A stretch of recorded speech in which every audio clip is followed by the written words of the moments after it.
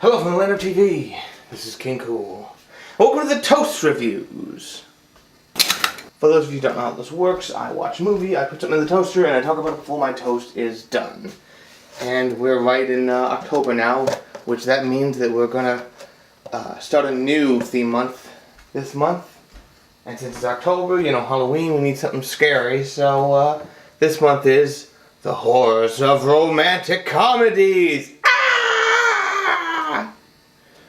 So yes, I asked a coworker when I was trying to mine themes. I would ask people what sort of themes I should go for, just to see what other people came up with. And I asked her just to name a bunch of romantic comedies that she likes. So all 5 movies this month were selected by the same person, and I'm going to watch them all and see what I think about them. And to start out, she suggested, I don't know, I put them in a random order. She didn't suggest them in this order, I don't think, but this week we're going to be watching The Lake House with Keanu Reeves and Sandra Bullock. Amazingly, with, you know, this very same old camera, which I can't gesticulate to, and this camera right there. I don't think that makes any sense.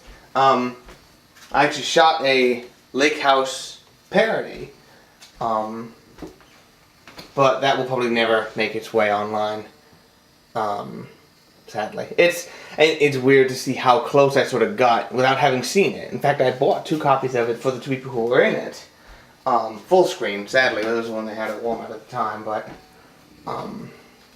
so yeah, I finally, destroyed that Horcrux and finally actually sat down and watched it. Anyway.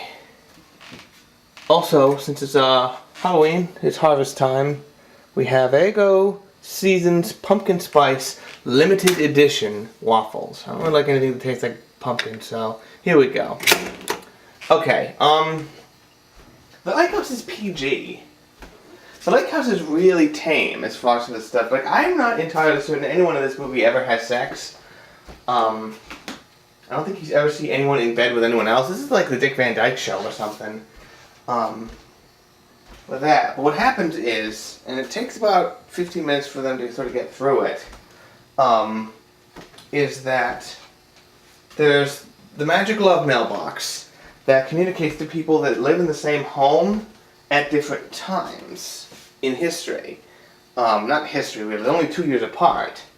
But it takes them sort of a while to sort of be, I know, again, it's not the logical thing to jump to when it's like, hey, clearly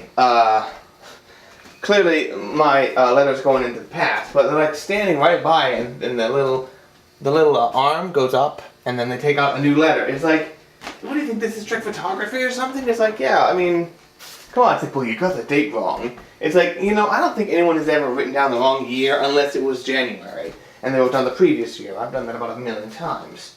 And they start to have a little, you know, pen pal style romance. And then there are some scenes where they're talking to one another, sort of like, you know, where they're speaking aloud to one another, but they're not in the same place. I think just because seeing them sitting there writing, writing, you know, would eventually get boring, but speaking of boring, this movie is boring. I'm sorry, like, there's a couple parts, and it eventually wore me down. I have nothing against these people, and almost maybe possibly the absurdity of them falling in love without ever having met at first, and how it is literally impossible for them to connect, because time moves forward at the same, you know, rate that it does for anyone else.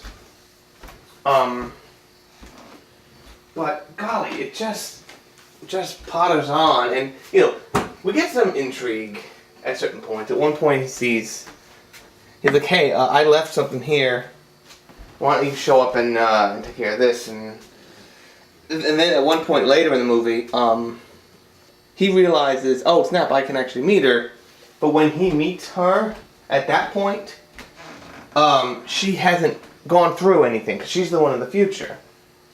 So Keanu Reeves is there with all his, you know, deep affections for her, and she has no idea, and he can't say anything. I'm like, this is an interesting scene. And it has one like really nice long take of them just together. And then there's a scene later on after there's a tiny interim when neither of them live in that house.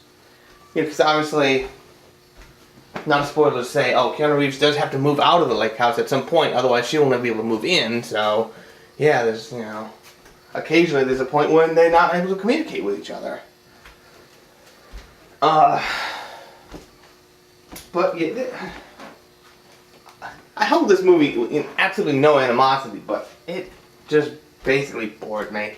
I think it's probably not as egregious as something like The Time Traveler's Wife, which if I've heard about that one correctly, it's just like, wow, you're just trying to just really pop it home. But there's something since I don't hate it, I don't really want to bring up. I don't even want to say spoilers because then you're going to be like, oh, what happens? It's not so much a surprise or anything like that.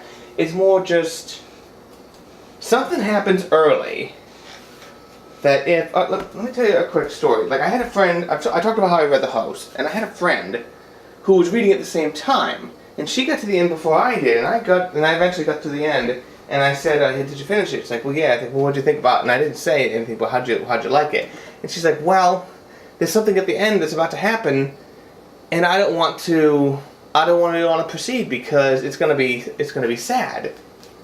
And I'm like, I don't want to get specific about that one either, but I'm like, I almost wanted to be like, lady, obviously, I don't know exactly how, and I didn't call exactly how it's gonna happen, but obviously this is going to happen because books like this don't end this way. I didn't want to say that, but I'm just like, I just told her, please read the end. Please read the end. Just, I would never tell you to do something that would make you unhappy. Read the end, please. So, you know, there's something that occurs that I'm just like, bing, called it, bullseye, telescoped arrows, bonk, bonk, bonk. It's like, and I think that colored my perception of the rest of the movie, but I'm like, hey, look, it's not like I looked up on the internet or something, I just called it, so... I don't know. Are these done yet? Yeah, for Pete's sake.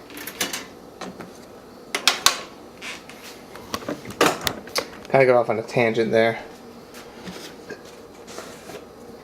I'll be truthful. Like, that's the weird thing is that I'm saying it's boring. I'm not saying it's cliched because I can't really. I don't think I can bring out the players today, so. It really isn't. I'm just going to try it with peanut butter. I've already had one of these and... I mean, I finished it, but I don't know if I really like it. We'll see if it's good with peanut butter. I had it with butter last time. Alright.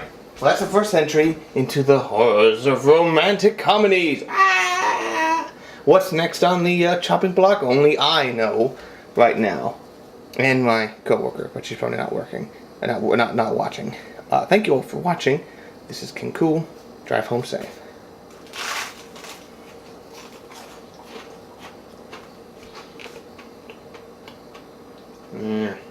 Yeah. I shouldn't have had a bunch of cookies before I dropped this. I'm really not hungry.